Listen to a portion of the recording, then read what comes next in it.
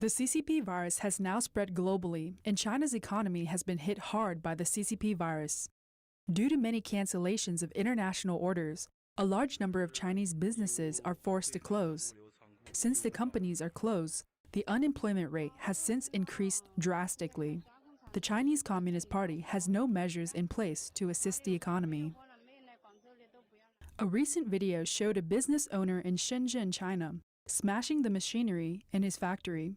A Twitter user by the name of Bravo for Everyone said, "No orders, no income. The factory owner has smashed the machines, but he still needs to pay the rent." The manufacturing industry in China is facing a huge crisis, but the CCP never implements any actual measures to help, only talks big. The CCP allows businesses to be a month in arrears with Social Security fees, but they all need to pay back in full the following month. Yes, you heard it right. This is the kind of support given by the CCP, which cannot even be compared to the American support system. A tax cut is the only way to help these businesses right now. Mr. Wang, an employee at Shenzhen Logistics Company, said, "I have seen the video of the owner smashing his factory machinery. It is quite difficult for these small factories as a whole. Many factories have closed down, especially companies relying on international trading. Some businesses have temporarily stopped their operations. Our income has decreased because we now receive less cargo." In addition, the CCP forced businesses to reopen and resume operations even though there are no orders. A video circulating online showed a factory engulfed in fire. It is said the factory owner set the fire because he cannot maintain the factory anymore. He can report the fire damage and receive insurance compensation for it.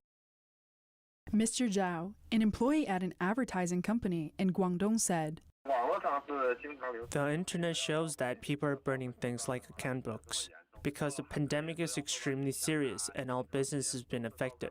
Many small and medium-sized companies have debts to repay, and they're having huge difficulties right now since they're not receiving any orders. There's no support whatsoever, so the Chinese people will have to support themselves through this crisis." According to the China Labor Bulletin, a human rights concern group from Hong Kong, there were about 50 worker strikes and protests in China in the month of March. These workers are from numerous industries such as services, transportation, and construction.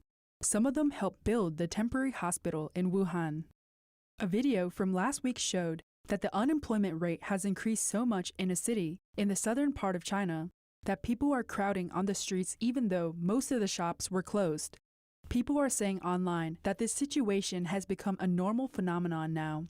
Mr. Wang said, "There are more unemployed people than job offers."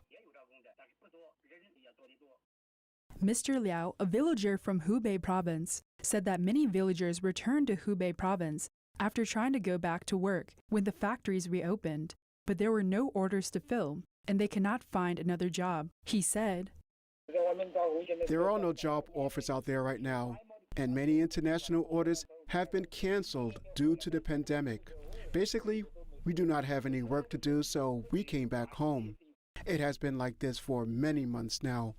We are having trouble carrying on our lives since we have no income, but nobody cares about this situation." An insider from the well-known appliance and electronics manufacturer in China, Hisense Infotech, revealed to Caixin Media Company Limited that the company will lay off about 10,000 employees before the end of May.